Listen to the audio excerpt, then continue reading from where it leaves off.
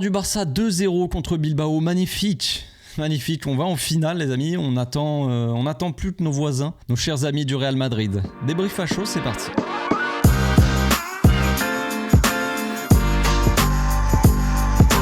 Au passage, n'hésite pas à nous rejoindre si c'est pas encore fait et à partager la chaîne autour de toi, ça fera plaisir à tonton. Victoire pas forcément facile, mais victoire quand même 2-0, c'était important de regagner un match tout d'abord. Après Barbastro, c'était une équipe de division 4, on pouvait s'attendre à une victoire. Mais gagner dans un match assez un petit peu plus relevé, on va dire, ça faisait quand même un petit moment. Enfin, la dernière fois c'était Dortmund en vrai. Mais voilà, vous m'avez compris, en ce moment c'est compliqué le Barça et tout n'a pas été parfait dans ce match, loin de là. On va parler un petit peu de tout ça, on va parler déjà du 11. On avait une première surprise, c'était la titularisation de Lamine Yamal. On ne savait pas s'il était vraiment prêt. Quand on a vu le début du match, on s'est dit non, finalement il n'était pas prêt. Et puis il y avait la titularisation de ce bon vieux Szczęsny, que je nommerai pour cette vidéo Pinto, José Manuel Pinto 2.0. Il m'a fait flipper. Franchement, il m'a fait flipper.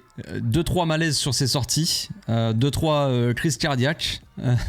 Attention Szczęsny, parce que des fois c'était limite, franchement. Donc c'est ça qui est assez marrant avec lui, c'est que je l'ai trouvé plutôt rassurant dans ses caches, sur sa ligne.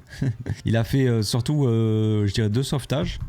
Un gros sauvetage où il y a un centre rasant, ras de terre, devant les cages et il sort pour la prendre, tu vois. S'il la prend pas, il y a but, je pense. Enfin, sauf si vous appelez Robert Lewandowski, à ce moment-là, vous tirez à côté. Bref, c'est un autre sujet, on en parlera après. Mais Szczęsny, il a été plutôt rassurant sur sa ligne. Maintenant, quand il s'agit de sortir, Szczęsny, quand la chaise s'envole de son nid, j'ai envie de dire, c'est compliqué.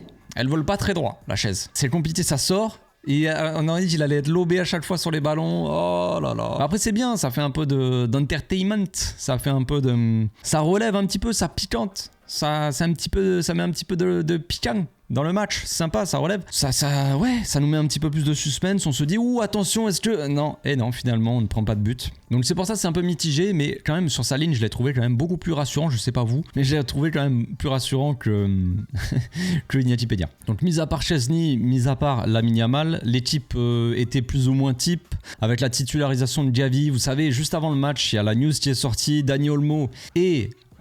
Pau Vitor, voilà, c'est la grosse news de la journée. Bon, évidemment avec la qualif maintenant, on va pouvoir les enregistrer à titre conservatoire. Donc bon, c'est pas totalement définitif tout ça, je sais pas encore exactement sur combien de temps ça va être valable en fait, mais la justice nous donne raison dans ce cas-là. Donc on va pouvoir enregistrer Dani Olmo et Pau Vitor, du moins déjà pour la finale de Supercoupe dimanche. Alors après on verra durant la saison, je sais pas si ça dure jusqu'à la fin de la saison ce titre conservatoire ou pas, mais je pense qu'on est quand même sur la bonne voie parce que juridiquement le Barça au final dans ce cas-là a plutôt raison. Donc bref, Gavi titulaire, on a retrouvé notre Gavi guerrier, notre Gavi qui tacle avec sa tête, notre Gavi qui en vient presque aux mains avec les joueurs adverses. Bon, le joueur de Bilbao qui était très agressif, voire limite abruti. Est-ce qu'on est surpris de la part de Yuri Berchiche là? Pas vraiment. Mais sinon on avait plutôt une bonne défense. Vous savez, dans le live d'avant-match, souvent avant le match je fais un petit live d'avant-match histoire de discuter de la compo, tout ça, du match qui arrive, et on avait parlé un petit peu de Baldé. Voilà, je vais donner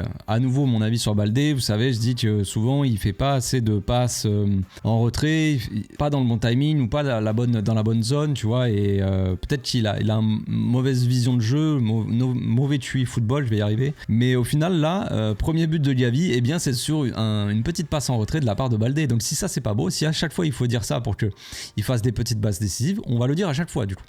Non, je plaisante, mais en tout cas sur cette action c'était bien. Après dans le match, pour le match dans l'ensemble c'était assez correct, je dirais, disons au moins défensivement. Maintenant c'est vrai qu'offensivement c'est toujours un peu pareil, ça manque toujours un petit peu de précision, c'est pas toujours les bons choix, mais il a au moins eu le mérite d'être solide défensivement, comme le reste de ses défenseurs, Koubarsi, Nico Martinez qui ont été encore une fois très bons, Koundé aussi qui n'a pas eu énormément de travail, mais enfin disons qu'il aurait pu avoir plus de travail si Nico Williams avait été titulaire, mais plutôt bon le Koundé dans son ensemble, et puis un milieu de terrain assez bon aussi, assez complémentaire je dirais, avec un Gavi assez travailleur qui faisait souvent un gros pressing, qui n'hésitait pas à sortir du milieu de terrain pour aller presser la défense, à harceler, et ce pressing là nous a aidé au final, parce que quand Bilbao reculent, qu'ils reviennent, qu'ils repassent par le gardien et que Gavi est toujours là comme un chien là et à faire un pressing monstre, eh ben, le goal est obligé de dégager. Et on sait que les dégagements de Unai Simon, c'est la plupart du temps, c'est des dégagements rendus à l'adversaire. Donc ça nous a permis de récupérer des ballons comme ça aussi, c'est intéressant. Donc un bon milieu de terrain, Casado aussi, encore une fois travailleur, Pedri encore une fois dans la construction, dans le tempo, voilà, c'est lui qui dicte le tempo du match comme souvent. Et puis en attaque, comme je l'ai dit, Lamine Yamal un petit peu en dessous, on le sent qu'il n'est pas totalement à 100%, qu'il n'est pas en rythme, c'est assez normal. Un Rafinha qui a été plutôt bon, mais qui a été assez brouillon quand même dans la finition, il a loupé un gros face à face où il tire sur le gardien, c'est un peu dommage. Et puis il a loupé aussi une autre occasion, où à un moment il pousse le ballon, là, il prend le joueur à contre-pied, et il se met sur son pied droit, il écrase complètement sa frappe sur le gardien, c'est dommage parce qu'avec un Rafinha peut-être un petit peu plus précis, un peu plus, je sais pas, un petit truc en plus, eh bien il y aurait eu au moins peut-être 3-0, je dirais. Enfin disons qu'il aurait marqué. Lewandowski, maintenant on va ouvrir un petit peu le dossier Lewandowski, comme j'ai envie de dire, à chaque fin de match on ouvre un dossier Lewandowski, un nouveau dossier, mais c'est toujours la même finalité. Ce dossier-là, c'est toujours le même sujet. Hein. C'est un Lewandowski qui nous handicape plus qu'autre chose. Hein. Le jeu, c'est immonde. Les amis, je sais pas quoi vous dire de plus. Franchement, c'est catastrophique. Le match de Lewandowski, il est ignoble. Non seulement il a été très imprécis devant, il a eu des gros ratés, mais en plus de ça, dans le jeu, constamment à redescendre au milieu, à vouloir toucher les ballons et à pas les lâcher trop vite, pas les lâcher assez vite en tout cas, dans le bon tempo. À chaque fois, il veut trop garder la balle. Il veut trop la garder la balle et il la perd la plupart du temps. Donc vraiment, encore une fois, un Lewandowski, vous savez, comme la saison dernière, où Lewandowski se plaignait qu'il ne touchait pas assez de ballons, et du coup qu'il était obligé de redescendre au milieu de terrain. Donc là, cette saison, il a dit, c'est beaucoup mieux, je touche beaucoup plus de ballons, je suis beaucoup plus content. Pourquoi tu redescends au milieu de terrain, frérot, alors du coup? Explique-nous maintenant. Vas-y, il a le micro. Roberto, s'il te plaît. Donc arrête de garder le ballon 1000 ans au milieu de terrain et marque des buts, voilà. De toute façon, c'est pas, moi je demande pas grand chose à Robert. Je demande d'être efficace devant et de laisser les milieux de terrain jouer au football. C'est tout. Et de temps en temps, tu viens en point d'appui, comme on en a besoin, c'est souvent arrivé dans le match, où on est allé chercher en point d'appui loin parce qu'on n'arrivait pas à ressortir court. En tout cas, le pressing de Bilbao, il était quand même assez haut et assez intense, assez agressif. Donc voilà, c'était compliqué, il n'y avait pas beaucoup d'espace. On devait des fois passer au-dessus de l'attaque et du milieu de terrain pour aller toucher un attaquant, donc en l'occurrence Robert. Et Robert, point d'appui et remise sur les milieux. Sauf que la plupart du temps, les contrôles, ils sont trop longs. Le temps qu'il se retourne, qu'il protège la balle, c'est trop long.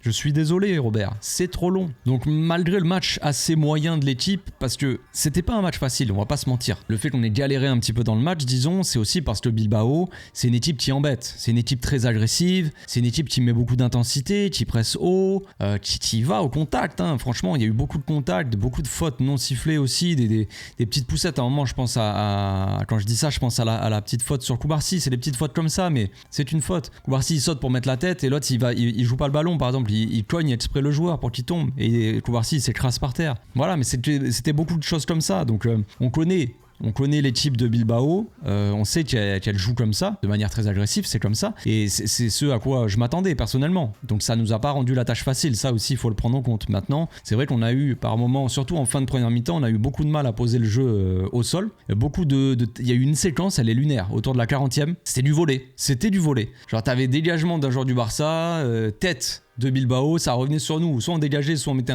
une tête encore, ça faisait C'était du volley. Et là, mais les gars, poser le ballon au sol, il y en a pas un qui va pouvoir le faire au bout d'un moment. Donc on s'est un petit peu perdu par moment. Par moment, on a oublié qu'on était le Barça, et puis on a balancé devant, on jouait des longs ballons, des chandelles, des trucs comme ça. C'est pas très satisfaisant comme jeu, mais bon... On va pas non plus crier au scandale, on a quand même gagné ce match, c'est mérité de toute façon.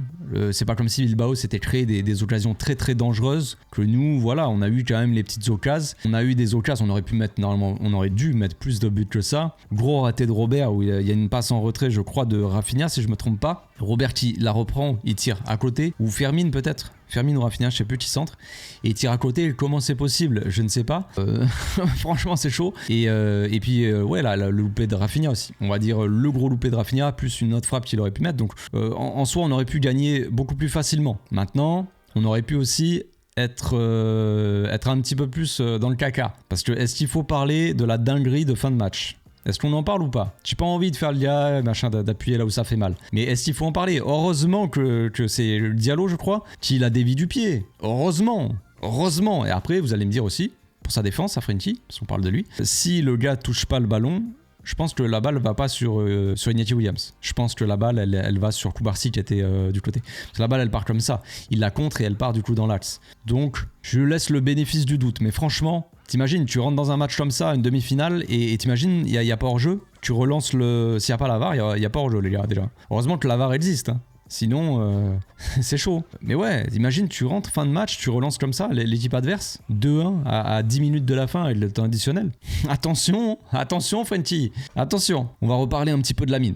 Lamine, je l'ai pas senti à 100%. On a senti un Lamine un petit peu emprunté physiquement, qui a pas pu faire trop les différences. Il était un petit peu, je l'ai senti un peu submergé par l'énergie, l'agressivité, disons, du latéral gauche de Bilbao. Donc du coup, Lamine, on le sentait un peu qu'il avait du mal. Mais il a eu quand même 2-3 éclairs de génie, parce que ça reste Lamine Yamal, et qu'il a quand même du talent, le petit gamin, évidemment. Donc il a fait 2-3 crochets, 2-3 trucs qui ont été intéressants, et surtout, il a quand même fini par marquer un but qui est décisif. Ça nous permet de faire le break et on a éteint un petit peu Bilbao. À partir du moment où on met le deuxième but, Bilbao, ils sont plus trop dangereux, les gars. Ça, il faut se le dire aussi. Donc bien joué de sa part. J'espère qu'il sera un peu plus en forme contre Mallorca en finale. Pour la finale, j'espère qu'il sera plus en forme et qu'il pourra être décisif, parce qu'on aura besoin de lui, évidemment. On aura besoin de tout le monde. Robert aussi. Mais en tout cas, on aura quand même besoin de Lamine Yamal, d'un grand Lamine Yamal. Parce qu'on sait déjà qu'on n'aura pas un grand Robert Lewandowski. J'espère me tromper, évidemment. Donc c'est positif, le Barça a gagné, le Barça est en finale. Mais attention quand même, il reste 2-3 interrogations, 2-3 alertes, je dirais. Parce que dans le jeu, ça a été un petit peu plus compliqué. Disons que c'est même pas forcément dans le jeu, c'est dans les intentions, je dirais. Parce que on a fait un bon début de match. Tu sentais que le Barça avait envie, tout ça. On a mis le premier but, on a arrêté de jouer. Jusqu'à la fin de la première mi-temps. Deuxième mi-temps, on s'est un petit peu remis. Il faut voir les raisons après. Il faudra que je revoie le match. On fera l'analyse demain, mais voilà. Et un Barça qui s'est remis un petit peu à jouer, tout ça, qui a essayé de reprendre la main, on va dire, sur ce match. On a mis le deuxième but et encore après, on a plus contrôlé. Après, c'est plus, disons que c'est plus compréhensible pour la deuxième mi-temps. On met le but du break et après, on essaie de contrôler le match. Il y a les changements qui arrivent, donc forcément, ça change un petit peu la dynamique du match. On va parler de Gérard Martin.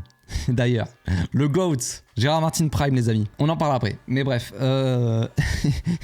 les changements, ça change un peu la dynamique du match, ça change un peu tout ça. Donc forcément, après, c'est plus trop le même match.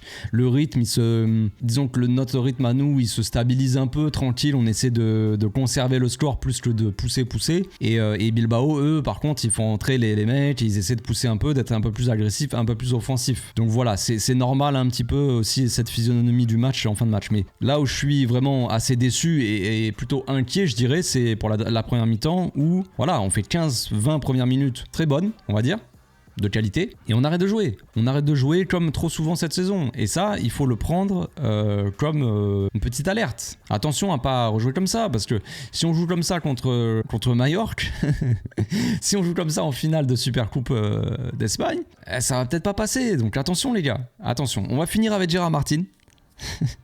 Le GOAT Gérard Martin, les amis, il est rentré et il a décidé d'être Daniel Alves Prime, le type. Qu'est-ce qu'il nous a fait? Il nous a fait une roulette entre deux joueurs. Ce bon vieux Gérard, mais qu'est-ce qui se passe? Il est rentré, nouvelle année. Bon, la dernière fois contre Barbastro, ça va, il a fait son match, mais correct, tu vois, sans plus. Là, il est rentré contre Bilbao. Le mec s'est dit, c'est bon, c'est ma soirée, les gars. Je m'en fous. Lamine, il a marqué, Gavi, il a marqué. Peu importe. Je vais faire oublier tout ça aux supporters. Je vais leur faire une petite roulette entre deux joueurs, là. Moi, c'est ça qui me reste en tête. Je me suis dit, attends, on a gagné 2-0, certes, on est en finale, mais quand même, Gérard Martin a fait une roulette entre deux joueurs. Où va-t-on? Nouvelle année 2025, c'est quoi? C'est la fin du monde, c'est ça? Après, j'ai un peu crié chez moi et ça m'a fait rire, du coup. J'ai même fait rire, madame. Oui. Ça m'arrive. Parce que Gérard Martin, il s'est fait flinguer, tu vois. Enfin, il s'est fait rentrer dedans, il s'est fait défoncer. Et j'ai dit, oh, ils ont flingué Gérard. Et bon, l'expression était marrante, ça, j'avoue. Je me suis fait rire moi-même. Mais Gérard, il est rentré et il est allé au charbon. Il a été technique. Franchement, il a fait sa petite rentrée, Gérard. Il était motivé, ça fait plaisir aussi. Je dis pas qu'il faut qu'il soit titulaire. Attention, les gars, ne me faites pas dire ce que je n'ai pas dit. Mais il y est allé. 2025, les amis, c'est son année. Ballon d'or, Gérard Martin, je vous préviens. Vous l'aurez entendu en premier ici. Et en dernier aussi, je pense. Je vous souhaite une très bonne soirée. Je vais mettre sur mon Instagram, en story, une boîte à questions, les amis. Mon Instagram, et dans la description de la vidéo. Et puis voilà, je ferai la FAQ là dans la semaine, vendredi probablement. Demain, on fera l'analyse tactique de ce match-là. Bonne soirée à tous, à demain.